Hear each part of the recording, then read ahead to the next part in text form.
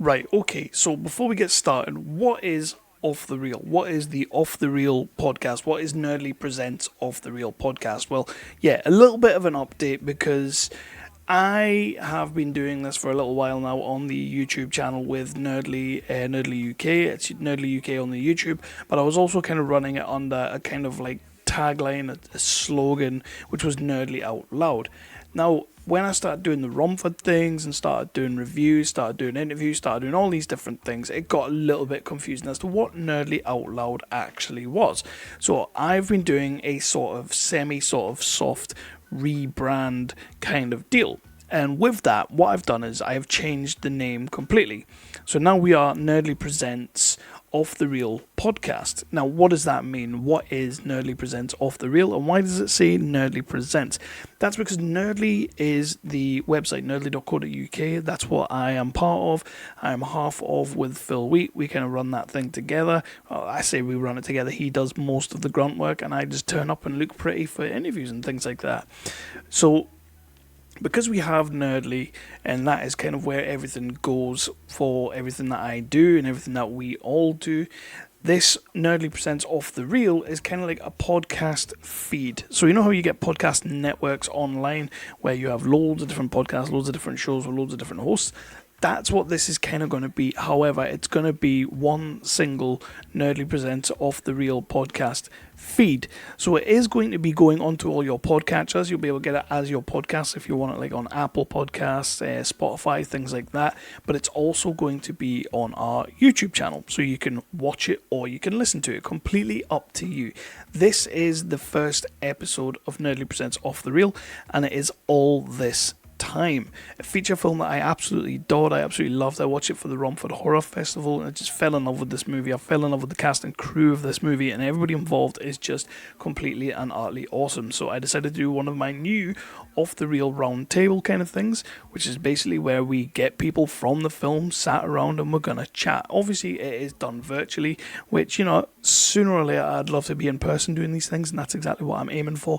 But right now this was done remotely. I chatted to the director Rob Worsey, his cast, his actors, Daniel-DeBourg, and also Emily Rose Holt, and we all got to sit down, and it was a nice little refreshing conversation because it also meant that they could talk amongst themselves, get some questions in from each other, and sort of like bounce ideas off each other. It was really cool, it was really fun, and it worked out really well. So that's what this first episode is, and that's what Nerdly Presents Off the Reel is.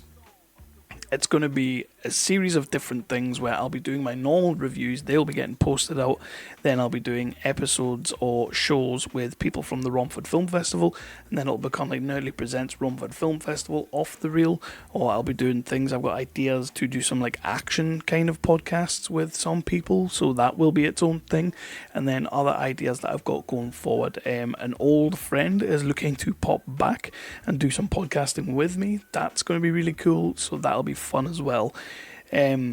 Yeah, it's going to be a whole bunch of things all on one feed where we can just put it all together and we get just this amazing independent film community of people building, growing, talking, and just promoting as much as we possibly can of the project and the things that we absolutely adore.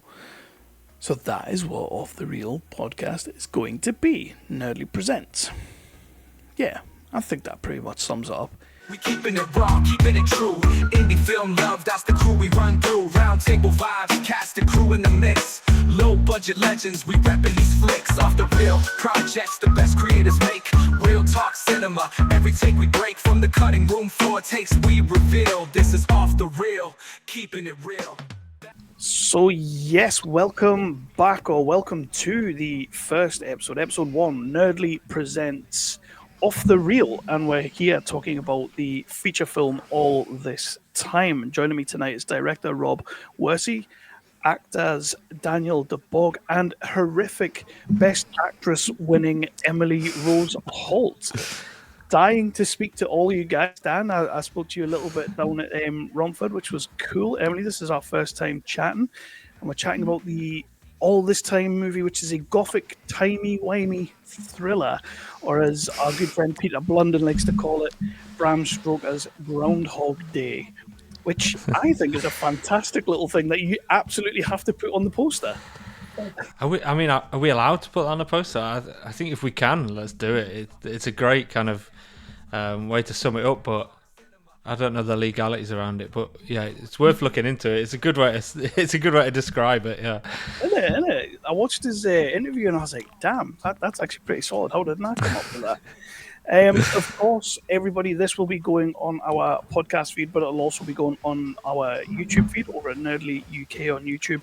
If you want to check down below as well in the feed, there is also an interview there with Rob that I've done previously, so you can check that out as well. But I really want to get a cheeky little round table with all you guys to talk about this movie, because it also got a 5 out of 5 on Nerdly as well on our hallowed website.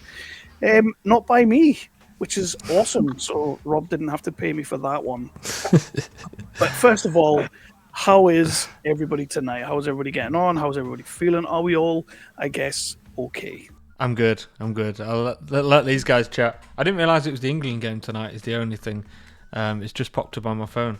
How is our best actress winning a horrific gold medalist? How are you doing today, Emily? A nice little award for you there. But I mean, not the first award that this movie's got, but a nice one for yourself.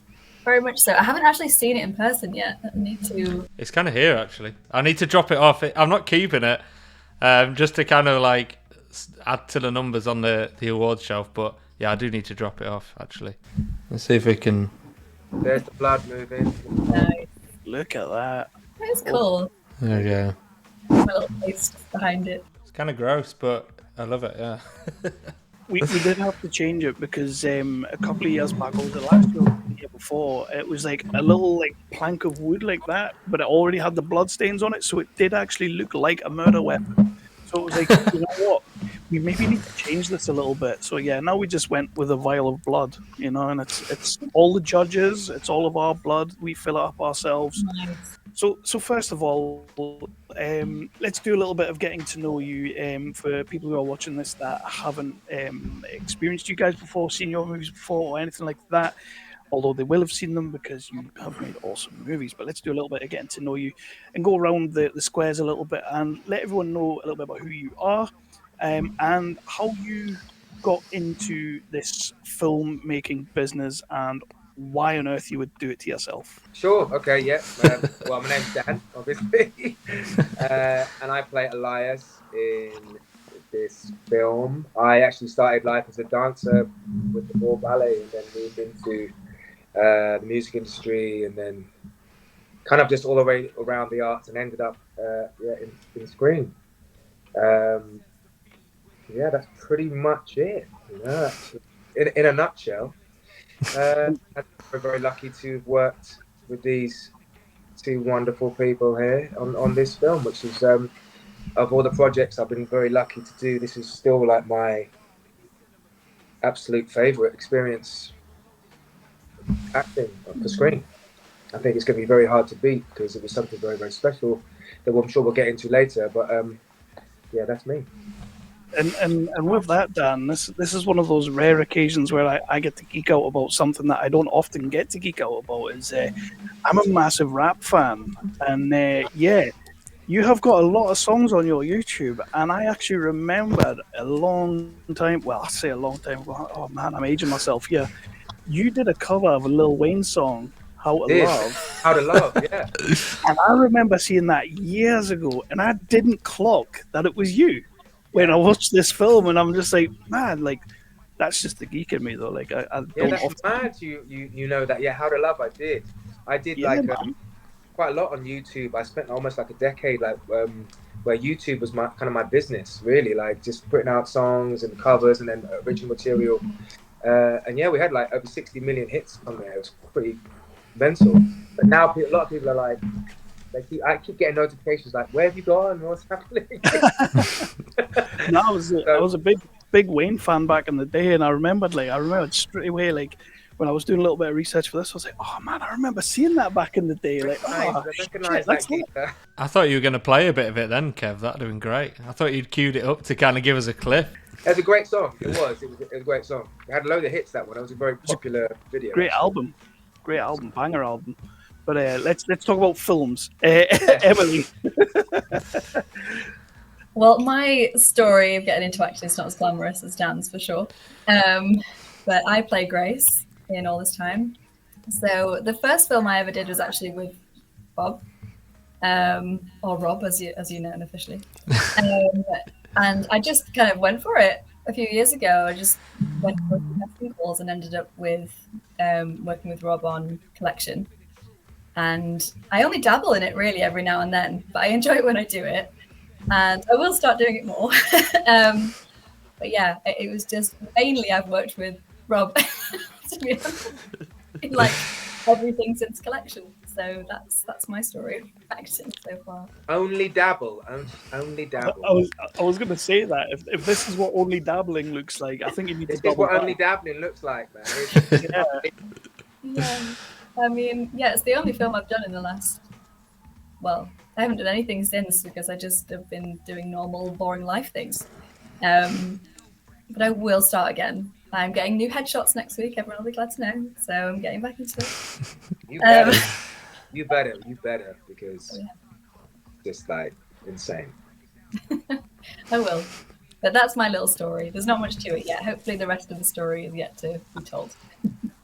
They're the stories we like catching on Nerdly, the ones that are just starting out and the ones that we can instantly see are going to go far. So yeah, absolutely keep it up, and I know you will. So it'd be great to see what you do next.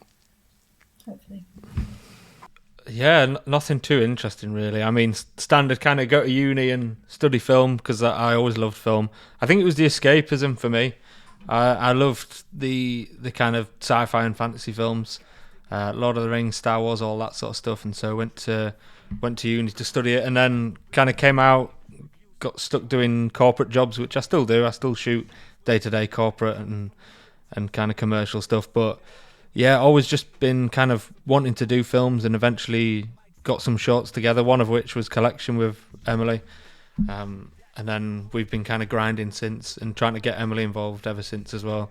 Because we got her on, it was like the tiniest part ever in Collection. There was no lines or anything, and she sent through this like casting tape, and we were like, holy shit, she's really good, let's get her on for this no line role. And then yeah, we got her in as lead for a short film after that, Red Light. She was in as a couple of characters in across other short films, Tight Grasp, and then in our first feature she played like a one of the kind of key roles. Not in it for a lot of screen time, but like one of the more impactful roles. And then when we were planning this, we were like, she's just the obvious choice to be the lead. So it's kind of nice for us that she's not doing tons of work, because it means she comes back for us and she's got time for us. I fear that at one point she's just going to be way too busy for us, and we'll have to cast someone else at that point. Never. Always Tuesday.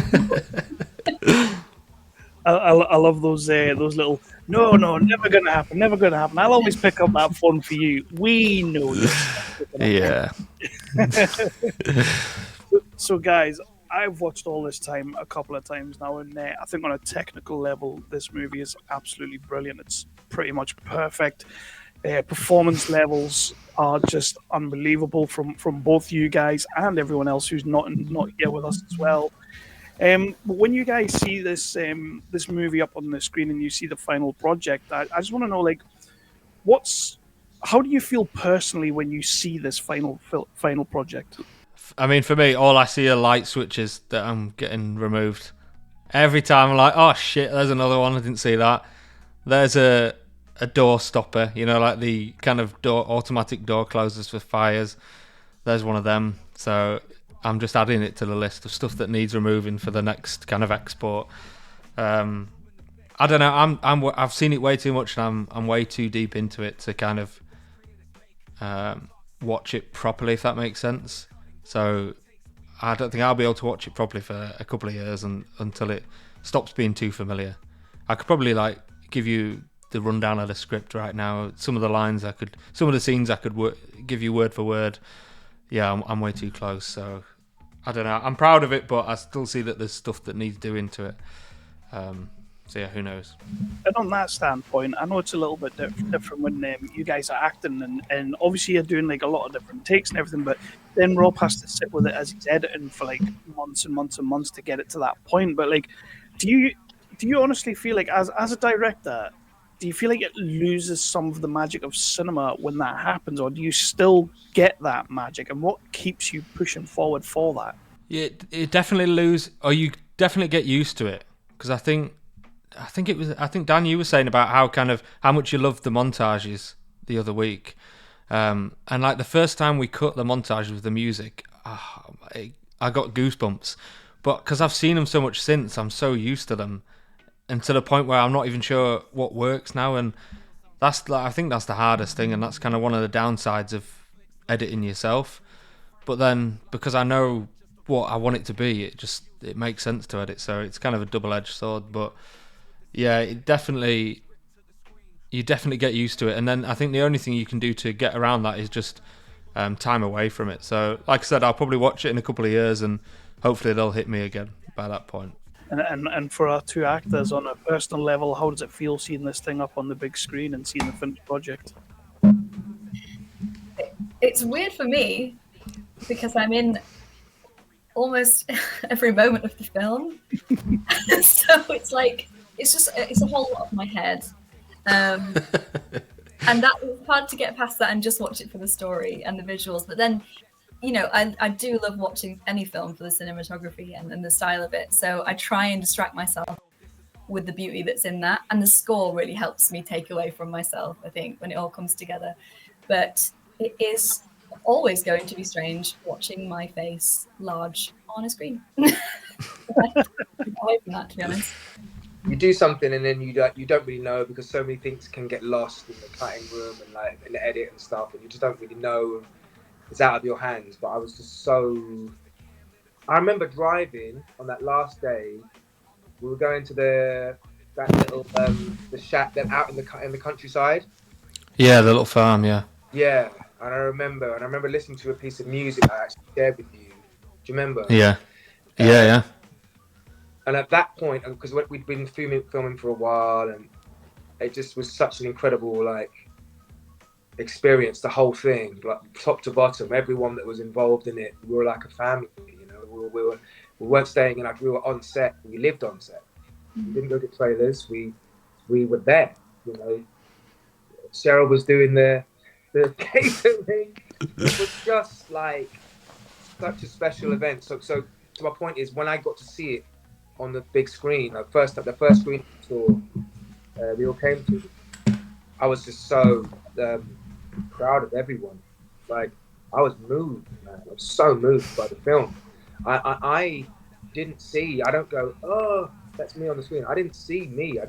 I saw Elias, and I saw the characters. I saw Grace. I saw a beautiful story. I saw an intricate. This movie's like right up my street, man. In terms of movies, like how they go, like I remember when I first got the script, I was like, what the fuck is going on? What's happening, man? Do you know what I mean? And the film does that, but it's got its own identity, it's got its feel. The score is absolutely beautiful. It's shot beautifully. Jordan and Bob did an unbelievable job. Cinematography, like Emily is a mind-bogglingly beautiful actress to work with. Was a joy every moment. Like, it was just so. If we can gather, I love the film. Yeah? I love it. I honestly love this film. I'm so glad that it's getting noticed and getting some plaudits, some awards, because I really believe that as a piece, as a body, it's a movie I would watch, and I'd recommend to my mates if we were nothing to do with it. Do you know what I mean? Can I jump in and ask a question there? Because obviously we've never really sat down and chatted about this, have we, guys?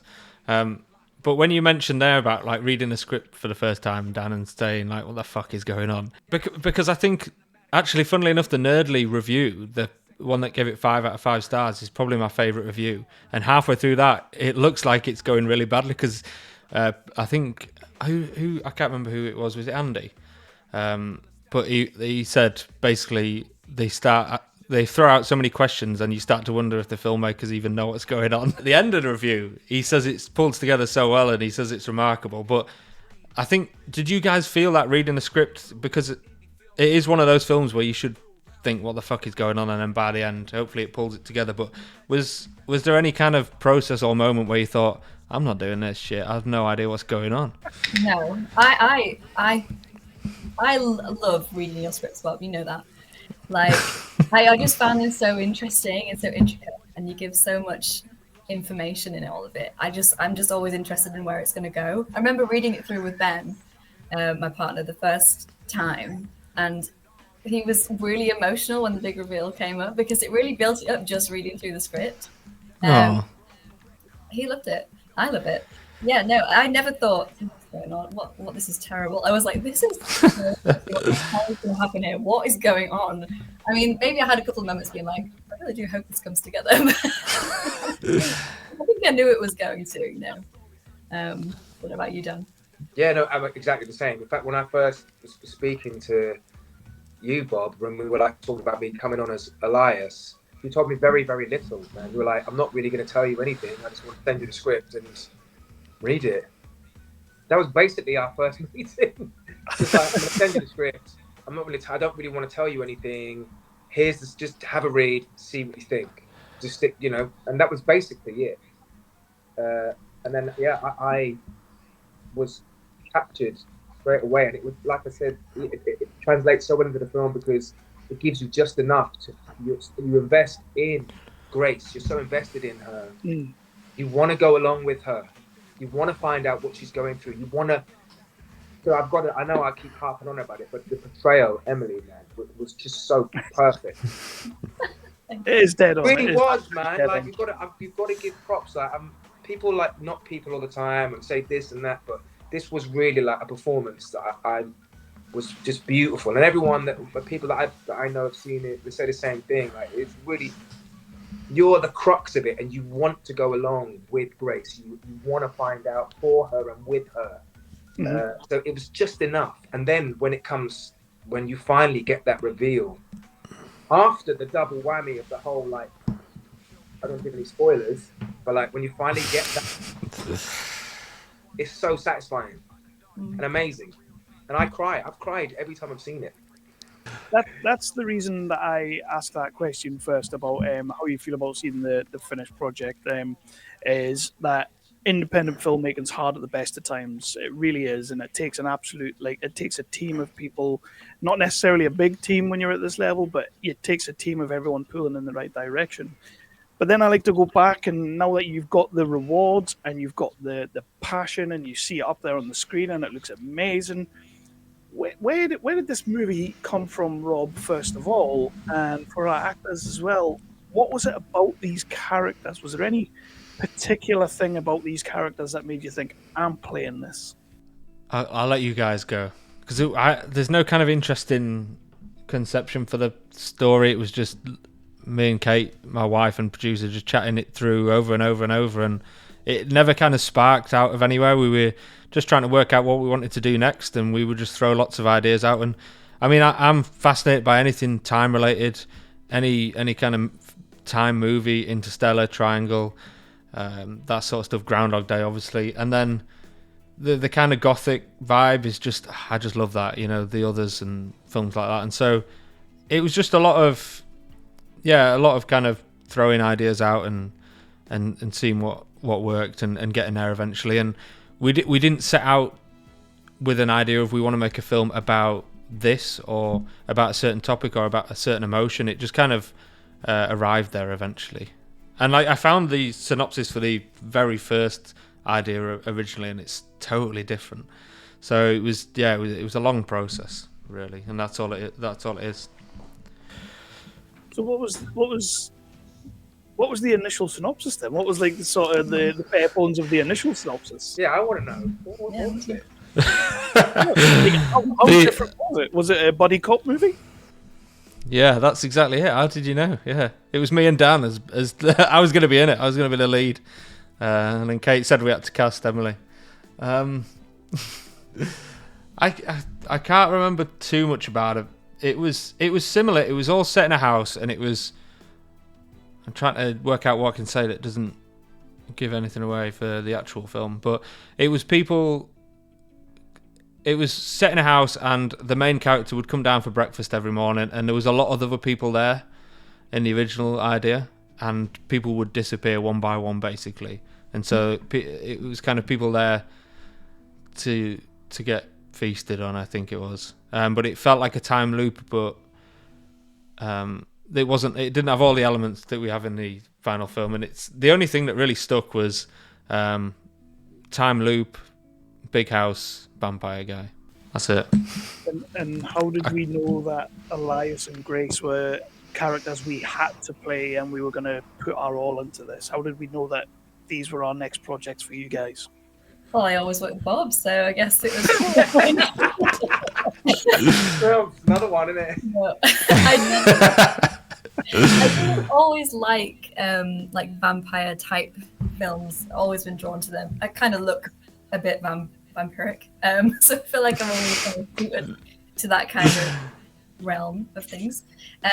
But also, I absolutely love time-based films as well, like Interstellar, Triangle, and Groundhog Day are some of my favorite films ever. So it was really cool to see that in a script with a director that I love working with.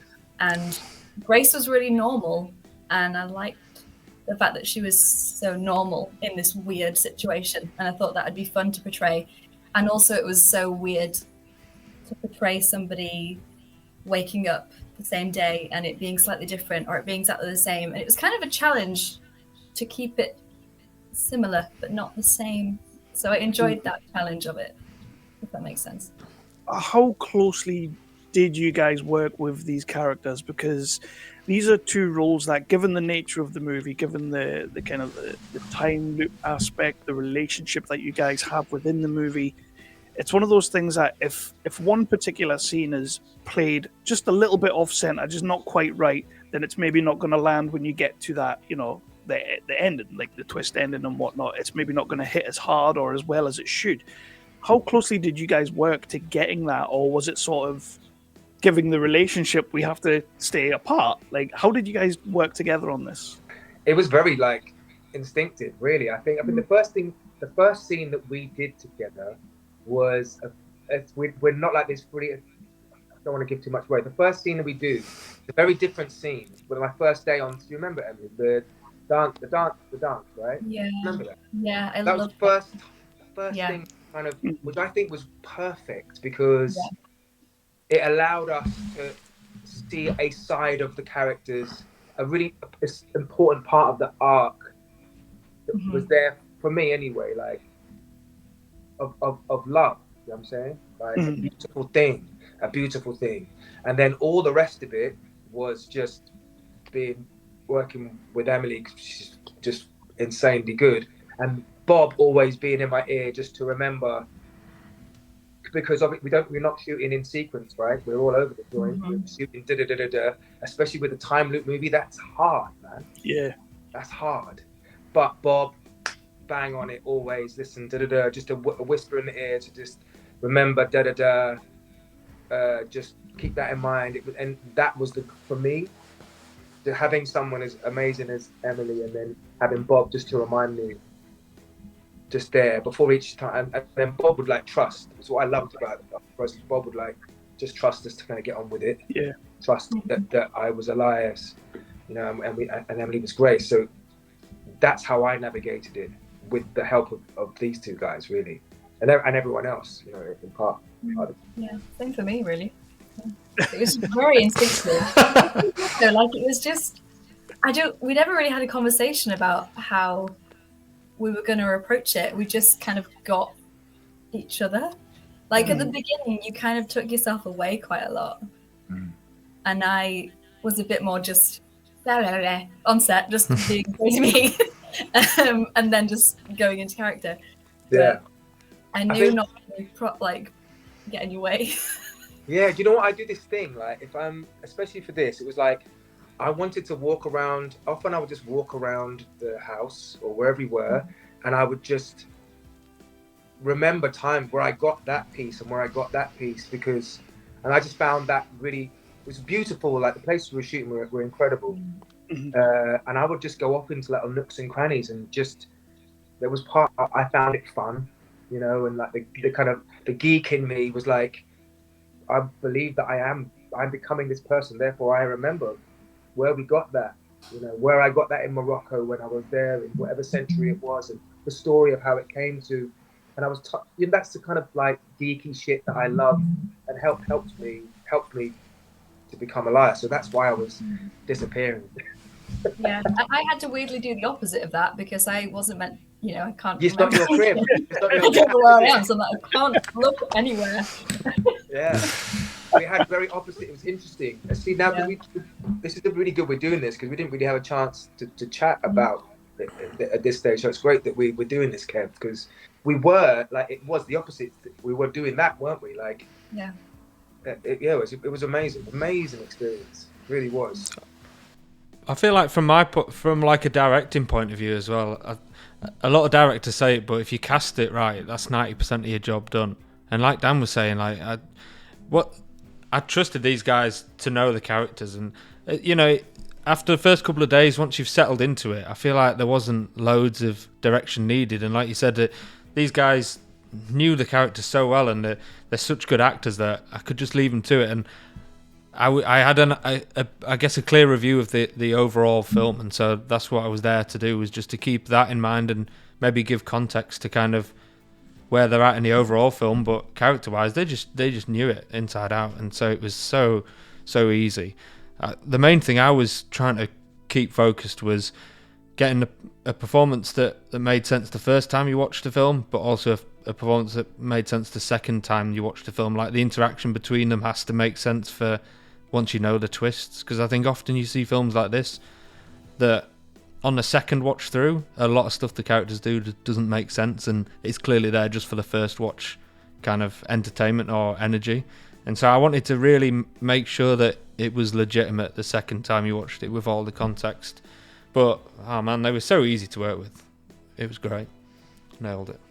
And I guess a little bit on that is, Emily, you're doing the bulk of the heavy lifting in this movie. No offense, Dan. Like you're doing a lot in there, but Emily, like as you say, you're in a hell of a lot. And was there any kind of specific scenes that you can think of that when you read it on the page, you thought maybe that's going to be a little bit challenging, or when you're trying to get in the right headspace, but actually you're particularly proud of the result that you got out of it when you see it? The way Bob writes gives the right amount of direction to really know generally what you're expected, but not like micro detail, so that it has to be one exact way. So I don't think any of it really intimidated me too much, apart from the big emotional scene at the end, making sure that went right. And I do feel like it did go quite well. But that did intimidate me a bit, but it was great working with Dan, bringing it every time, even when you weren't on camera, and same with the other people involved. That was the most intimidating part for sure. So with that, sorry, I'm going to put you on the spot again though. With you finding that a little bit intimidating, what was the mindset? Like, how did you prepare to do that scene, or was it just like, again, instinctive, as you've mentioned before, we're just going to go for it? Like, how did you get yourself ready? I don't prepare too much. I always want to know what the objective is, obviously, what I need to get, what the character needs to get from that moment in that scene. What's the overall want? What am I thinking in that moment? What's the thought behind what I'm saying? What changes? Does the pace change at any point in that scene? So I will do that pre-work, but I will do that pre-work quite a long time in advance, so that it's kind of in my subconscious, and I don't revisit it that much when I'm about to do it. I don't like to rehearse anything. Yeah. And then I just go for it. That's what I loved when we were working together, how little we rehearsed. We ran lines. Yeah. When we came on there, like I remember when we first were working, like I think I came to your room and we were like, should we just go over, it was quite a wordy thing. And we were both, because you don't know, because sometimes actors, they just want to run lines. They just want to do it. And I don't really like to run lines, and neither does Emily. So thank God. So we would go through cues, just like dry, with nothing. So we just kind of understood where cues were that needed to be there. But in terms of being in the moment, we very much left that for precisely when it was in the moment. So everything you see is authentic, because nothing was planned, which is, I think, the best way to approach it as an actor, because you're in the place where you don't know what the fuck's about to happen. And when you don't know what the fuck's about to happen, that's life, right? So that I think that's why it worked. We worked. I enjoyed working with you so much because of that. We were allowed to just play. And talking about being in headspaces and being in the moment, and Dan, you just mentioning that you like to just walk around the mansion and just have a look at things. You get an absolutely stunning entrance to this movie. You get the grand staircase entrance. You know, Kate Winslet got one, now you've got one. Unbelievable. What was going through your head when you're walking down those stairs, trying to look as cool as you possibly look? Honestly, it was trying not to fall down the stairs. That was honestly what I was thinking, because my shoes are a bit slippy, man. That's what I was thinking. Just don't fall now with everyone looking at you, man. Because in the scene, everyone has to look, because the guy, he makes his entrance, the owner, and so everyone, all the essays, and obviously Emily and everyone's looking up. But honestly, I was just thinking, don't fall over, mate, because that's going to be bad. It'll be funny, but it might hurt yourself. That's honestly what I was. But I didn't know we were going to hit that slow-mo, though. The slow-mo, I realised we were getting that slow-mo action, man. I just imagine you just sort of like sitting there watching it for the first time on the big screen and going, man, that looks good. But it's a great shot. Look, those stairs. Again, It is. The stairs are amazing. That's one of my favourite scenes. My favourite scene in the movie is on those stairs.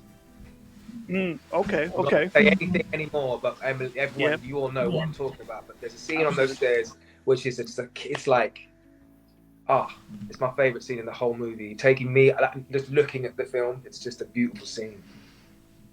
And Robert, a lot of that is down to just amazing cinematography, an absolutely phenomenal score. I mean, I've said before that with the cinematographer you have and the way you use your camera in this movie, it's like the house is its own entity. It's like the forest is its own entity, you know. What was your approach to the cinematography, getting the right tones, getting that balance, and the score as well? Like, what was your approach to all that? That's just it just suits kind of how I like to shoot. The first film we did it in such a short amount of time on kind of no money, that we were shooting a lot of multicam, and we didn't get to light much, and we just shot kind of very almost improv scenes, because we were working with young kids as well. And so with this one, I really wanted to lean into, I want to shoot it how I want to shoot. And so I always kind of visualize and see the scenes in my head. And so it's just planning that. And I like lots of movement. I like slow and steady. I like staying on wides. And so I think it suits the film. And so it was a case of planning it out and ordering it and just getting it shot. And then working with Jord as well, the DP. Me and him have got very similar taste, and so that helps. And I think because I shoot as well, I'm quite a visual director, and so I like to think of the lighting, and I like to think of the movement. And so me and him, I've worked with him for ages, and we pair well together. So it's nice and easy. And then we do all of that. We edit it, we make it look nice, and then Teo just smashes it out of the park and puts that score on. And I'm like, yeah, done. Nice and easy. And a quick one on the score, the song playing over the credits. Where did you find that? Was that made for the film, or was that sourced? No, so that's an artist called Alice Faye. I'm going to see her tomorrow night, actually, which is probably not relevant by the time this goes out, but interesting that you pick up on it. Yeah, she's a Scottish artist, and she was... Where did we find her? I think I was trawling local gig venues to find someone who was kind of up and coming and getting started, because I always like to use music on over the credits, And so I would scroll through and find loads of random artists and create playlists and just listen to some of these songs, and some of her songs just really caught me, and especially that one. I just thought it summed up the atmosphere perfectly, and some of the lyrics fit really well, and I fell in love with it, and luckily she let us have it. So yeah, I love that. But yeah, Alice Faye, she's called. It's a funny one because you know that I love your movie, but when we were shown it the first, I think it was the first night at Romford that we showed it, and I went in and I caught the end of it. I caught like the last 10-15 minutes of it, and it really struck me seeing it up on the big screen how awesome that song is over the back, like the credits, and how it just, even though the movie's now finished, you've gone through some therapy with this movie, that score just, it lingers with you for so long after like 10-15 minutes after you've walked out the cinema. It's eerie, it's beautiful, it's great. I think, yeah, and I like the idea that having a song over the credits is something for people to engage with and put them in the right mind to kind of process the film. And so I think it just fits perfectly that it's a beautiful song on its own, but I think it sums up the film in its kind of tone and lyrics, that I just think it's hopefully a nice environment for people to kind of sit and process what they've watched. We all loved the script. We all came on board. We're all making the movie, and again, that's a process within itself. Can anybody think of a particular scene that they were filming or a particular time on set when you kind of thought to yourself, and Rob, this might for you have come during the editing process, but can anybody think of a particular time when you stood back and you thought, we've really got something special here? I'll go first, I guess. I'll do a short one, but it was the first scene between Dan and Rose, the kind of dance shot. We put some temp music on. I think it was like Ain't That a Kick in the Head, you know that song? We put that on kind of full blast because we knew we didn't need audio, and so we put that on, and we got the shot, and I was just like, yeah, I think this might work actually. Yeah, that was an exciting moment, and then I went back to stressing out. I feel like for me it's really hard to put my finger on one because the whole thing just felt like magical in a way. Just the whole experience was just amazing. As soon as we kind of got started on it, it just felt, I don't know, right, and like something was going to come out of it straight away. So I couldn't put my finger on an exact moment. I love that. Yeah, I mean, he's going to say the staircase, right? When I was walking down the staircase, I was too scared on the staircase to really say. I think it was, funnily enough, like, it wasn't on set. It was actually like, I think when I was driving up, or I was coming up to one of the venues, you know, like that massive castle, the big castle thing at the beginning. I don't remember, just like standing outside there and just looking at that, thinking, and we'd been shooting for a while previously, so things were going beautifully, and then I just remember looking at it going, I think that was my moment. It was like, this could be really something, because the locations were really, like, you did an incredible job, you and Kate, like getting these locations. The music, the music room as well was another moment where I was like, this looks wicked.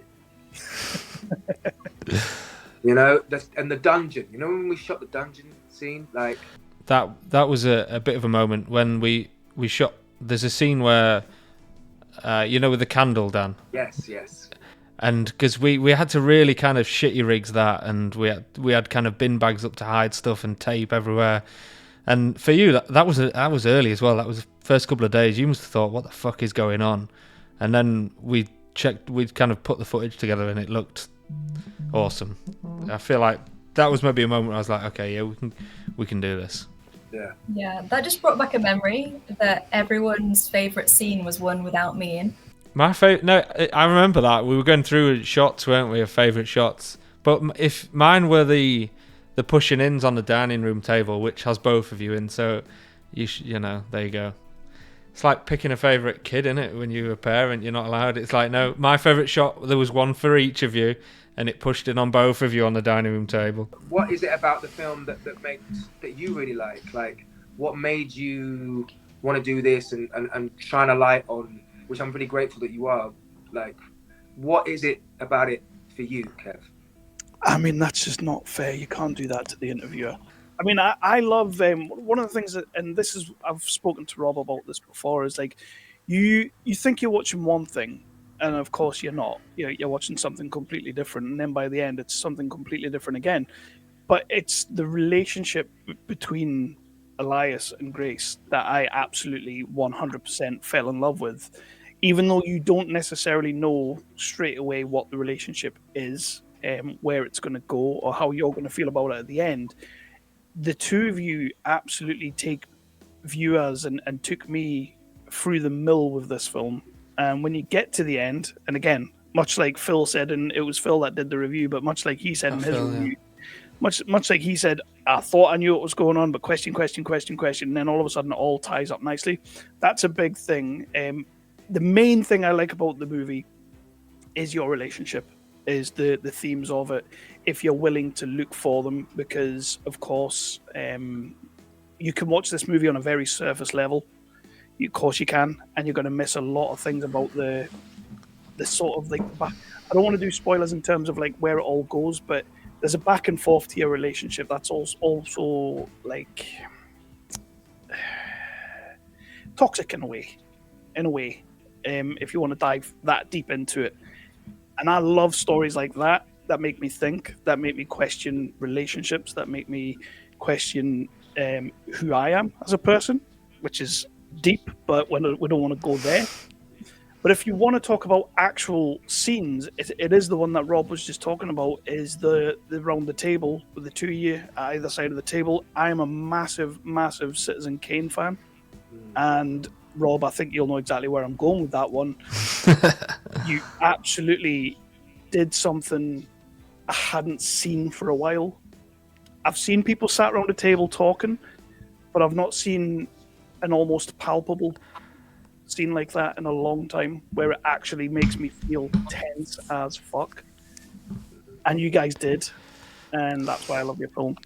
But I've already told Rob all that. And that particular scene, when we're at the ends of that really long table, when we've done all the established shots, we have a camera that we're basically in the middle of this huge table that was then panning towards us, and our eye line became, you're looking straight down the lens pretty much, as you're looking into like Emily's eyes, but the lens is now Emily's eyes. And what we were doing, we were kind of just trying to put our heads. I was just trying to put my head so it's just the camera. And Emily was doing the same. Is it good here? Just so we had this still connection. But it is when you see the film, that moment, and they're one of my favorite. Again, there's a great moment in that scene, which is like gives me goosebumps now when I think about it. All that super, I can't. I'm not gonna say you can't. All the way, man. I also love the fact that I like to think I'm quite a clever person when I'm watching movies, because I've watched hundreds of thousands of movies at this point. Well, not hundreds of thousands, but I've watched a lot of movies. And Fight Club made me not trust movies anymore. And again, Rob, I think you might know where I'm going with this one. I'm not going to do any spoilers, but when you get the twist of Darcy's character, the maid, and all that kind of thing, I genuinely was like, what the fuck? How did I not see that coming? But then, as Rob says, there's certain scenes in there that it plays a second time. The second time you watch it, you might see something different. I watch it the next time, and I've watched it a third time, and I'm sitting there going, oh my God, I'm so thick. Those are the films I sort of love, where you are just trying to work it out, and you're spotting the clues, but you just don't quite know how to put them together yet. And then the second time through, it's so obvious, and it's the only explanation. And there's so much in this film that on the second watch through, it's so obvious what's going on. Almost to a point where, like, when we're editing, we have to work out, are we giving too much away? Is this too easy? And so we take it out to a lot of people for feedback and see what they pick up on and what clues and what twists they work out at what point, because to us it's like almost too obvious, but then it's a fine line to tread. It really is, but it seems to have worked so far, because people are working out the ones we want them to, and then at least no one's told me that they've worked everything out completely. And I think that's kind of what it should be, because with films like this, if you work it all out, I think it's almost disappointing that you're ahead of the game. And so for me, I like to work out elements, but then there's stuff that I don't get. So I feel like I'm on the right track, but I didn't quite get it all. And so that's what we tried to do with this. Well, you did as well, and that's one of the reasons that, again, going back to your question to me, Dan, is like one of the reasons that I absolutely just adore this movie is because you can watch it, and it's a time loop movie, so you're going to spend the next hour and a half trying to figure it out because you're a clever son of a bitch. But if you really just let yourself get immersed in these two characters, it's such a fulfilling movie, and it's such a it fills your heart of dread, joy, fear, sadness, happiness. Like, there's so many different emotions going on as a viewer. And again, it's why I talk about your film so much, because I've not watched a film like that in a long time that's really got to me. So it's amazing. I'm going to stop blowing all your trumpets now. but on that, that's what I think. But one of the questions that I do like to ask is the kind of reactions that you guys have been getting from people that have seen the movie, family members, audiences when they've been in the cinema. Like, what are some of the reactions, apart from all the awards you're getting? Looking at you, Emily. What are some of the reactions you guys have been getting? Mostly really good, to be fair. I think, we've been trying to attend a lot of festivals where it's been screening, and we've had a lot of people talking to us after, which is great, and a lot of people asking questions, and it's been really positive. And we played at Northampton like a couple of weeks ago, and I was nervous about that one because it's not a genre festival, but actually it was one of the best reactions we've had at a festival, and so many people wanting to talk to us about it. And I think that's because it's kind of set in a genre backdrop, but like we've been saying, it's mostly the drama and the kind of character relationship that people take away from. And so a lot of people have been reacting really well to it, which is nice. Mostly good reviews as well so far. Letterboxd is a bit of a tricky one, because if you read some of them, I mean, 90% of them are good so far, but there's the odd one and you just think, fuck it. But what can you do? You can't please everyone, can you? And so, yeah, mostly really good. I actually don't know many people that have seen it aside from those guys. My parents went to see it, and my dad was like, "Oh, you didn't play many emotions there, did you?" I was like, "Well, okay." I liked it. I know you work with Katie, Bob, don't you? Yeah. Says that there's been good talk about it with your students. Is that right? Yeah, we've not shown it at the uni yet, but I've shown the trailer and stuff, and people are kind of wanting to see it. Yeah, it seems to be going down well, and I think everyone's kind of interested in time films on some level. So, people see the trailer and think, oh, time loop, vampires, twists and turns. Yeah, that's probably up my street. And so, yeah, it's been fairly positive. I mean, obviously, like, family and friends all say they love it, but you can't ever trust that, can you? I mean, when we did our first films, like our films in uni, my family and friends said, "Oh, we love them, they're amazing," and then you watch them back and they're awful. It's like, why did you guys lie to us? But so you can't trust what they're saying. But yeah, it's when it goes to the festivals and the strangers, that's when it kind of counts, I guess. Some family came to Romford, I think. Was it Romford? Yeah, it was Romford. Yeah. And they were just really, they loved it. They were really, the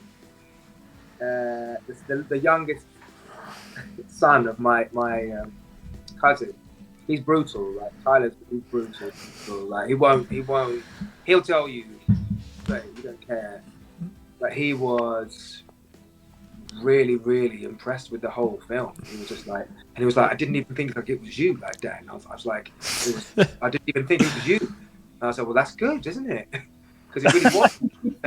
But he is hard to please. My son is hella hard to please. So I've got a 20-year-old son who, like, he's a movie guy. He's, Metacritic, IMDB, like, boom. and he really doesn't mess around. When he saw it, he was like, legit, I will tell you, Dad. He's seen some of my stuff and been like, I wasn't too sure about that, Dad. But this one, he was like, this was really, really good piece of, this is wonderful, great film. So when you got someone that you trust, especially youngsters are not going to mess around telling you stuff like that, that it transcends generations. Do you know what I'm saying? Like, that's great. So absolutely, it's good. It's a good place to be.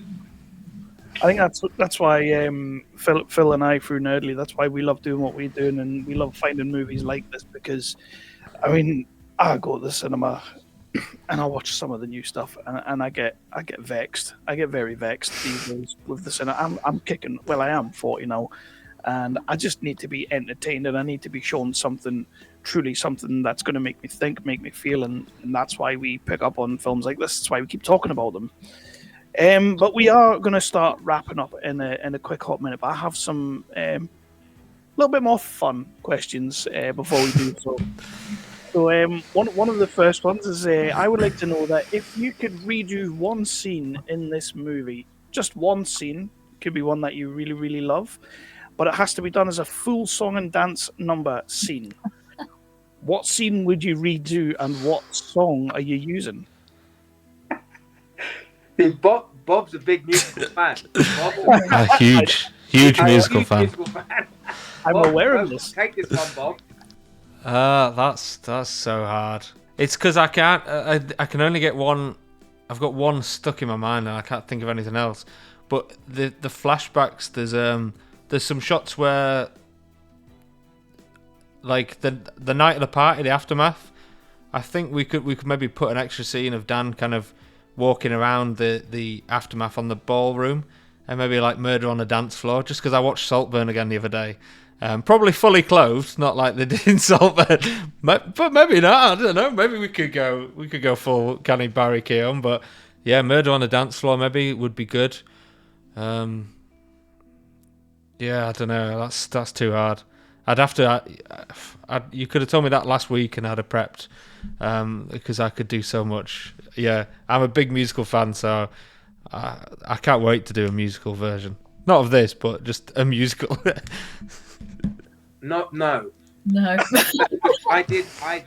was in the West End for a spell, and it was cool, but no.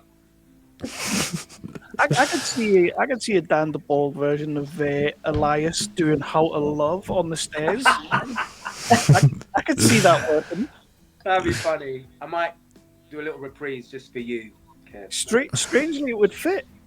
It would.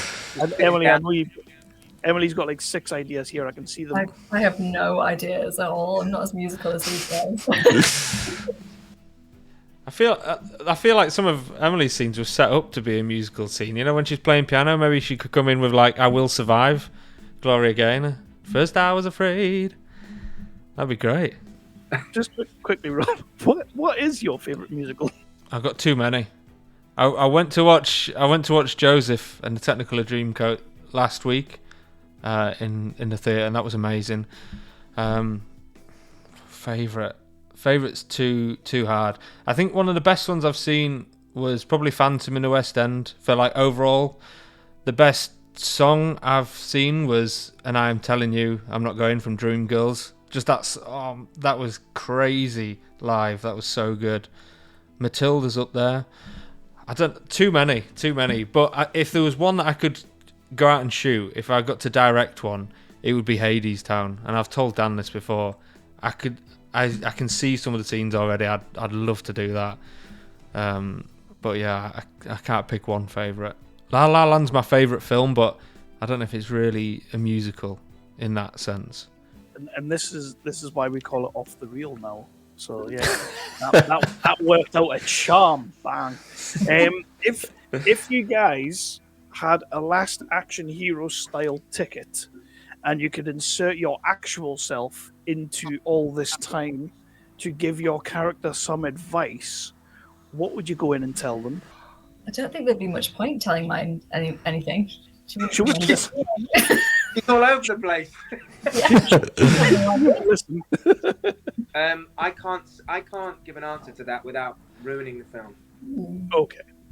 But it's a good question. But I do have an answer for it. But no, I can't say it. I think I obviously I'm not. I mean, I don't. I am in the film actually. I was going to say I'm not in the film, so I can't. But at one point, Grace looks at the door and there's a shadow under the door. That's me. I think I would probably go and speak to Dean's character, who plays one of the hunters, and I'd probably tell him to just go home, man. Go and relax, enjoy the forest. Don't get involved. Just go home, man. And the last silly question before we start wrapping out is, I'm going to ask the puppet question, Rob, because you did tell me you've prepped a little bit for that one. You have to remake any one movie that you know and love, classic movie that you just absolutely adore. However, you have to fully cast puppets in this movie. Which movie would you remake with puppets and why? I've got two answers then. So I've got John Wick, and John Wick's the only real person, and so he's just going around murking puppets. I think that would be pretty good.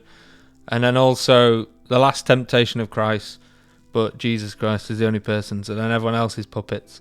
I think that would be great. I think that would be amazing. Yeah, I don't think Mel Gibson would like it, but there we go. So with Dan and Emily, you guys have to be the one human character in these movies. Which ones are you choosing? It'd have to be Boogie Nights. I'd be Dirty. Nice. And the rest would be puppets. That'd be awesome, wouldn't it? Absolutely. That would be great. Would it be you, but like with a puppet Winky as well, or?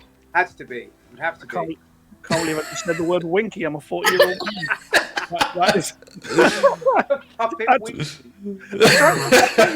Trying to keep these things clean. I'm trying to keep them clean. Wait, so I'm the person and everyone else is a puppet, and I get to be in whatever film I want to be in. Yeah. I would choose Labyrinth because it's already full of puppets, and I just love Labyrinth so much. And What an answer! What a film! What an answer! One of my favourites ever. The best. Aren't they redoing it? They're remaking Labyrinth. What? We'll end up with Charlemagne as David Bowie. I don't want that. Oh God. He's in everything. Oh wow! On that bombshell. Right, guys.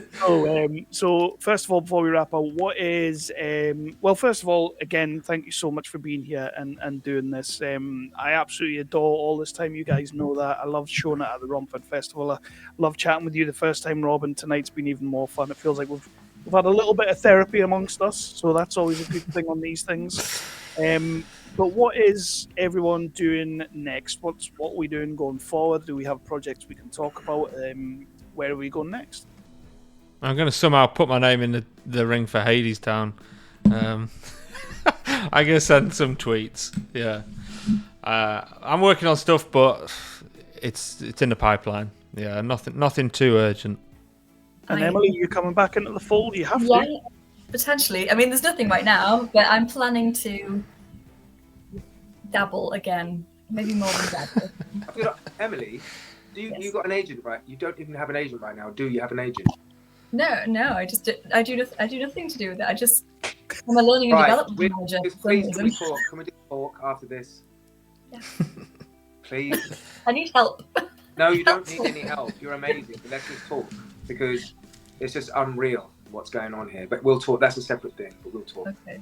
Because Thanks, and I will echo that, Dan, because Emily, you are absolutely fantastic in this film. Yeah. And, it amazes me that you call it dabbling. That just threw me off a little bit earlier. But honestly, when it came to the Romford Film Festival, that's the only one I can really speak to. But we all the selectors and all the judges, like that movie was number one, kind of top of the list for most people, top three for just about everyone. And your performance was unbelievable. So you need to keep doing this. You need to get more movies on the go, and we want to see more of Emily Rose Holt going forward. Absolutely. 100%. Thanks, guys. And Dan, you're a busy little beaver, as I always see. But anything you can talk about, or are you just going to shut me down and I've been very lucky. I've been lucky, man. I've done So there's a series on Paramount now called Mobland, Oh, yeah. which I coming up in that with Tom Hardy and Pierce Brosnan and Helen Mirren, which was like unbelievable to work. It was just such an amazing project. And then I did a film, again, Guy Ritchie film called Fountain of Youth, which is coming out on the 23rd of May. Apple TV, isn't it? Yeah, Apple TV, yeah. And that was, I play Natalie Portman's husband in that. That's a bad day at the office, isn't it? Wow. It's not quite Emily Rose, but you know. No, but I'm listening. Natalie Portman will do. That's what I'm saying, Emily, like, I'm not knocking Natalie. I'm saying Natalie's great, but like Emily and Natalie, do you know what I'm saying? Emily is incredible. So we're gonna talk, please, Emily, because you just like. All right, good. I appreciate you. Thank you. No, I love you. You know that. You're amazing. And you're amazing. I feel like I haven't complimented you enough in this, actually. You were amazing to work with. You're amazing. I mean, did you not hear me talking about the staircase? The staircase? Come on. I was gushing, positively gushing. I'm just lucky my wife's not in the room. Right, guys, thank you so much for jumping on and being part of the new era of the Off the Reel podcast, the Nerdly Presents Off the Reel. I can't wait to see what all you guys do going forward. I'm going to check out all your projects, Dan, and obviously Emily, when you carry on making more movies, which you absolutely fucking have to, I will be checking them out. I keep it clean apart from moments like that. And Rob, you know Nerdly is always looking to see what you've got coming next, and we are absolutely just unashamedly in love with all of you and this movie. Bless you. Hadestown 2028. I'll bring you along.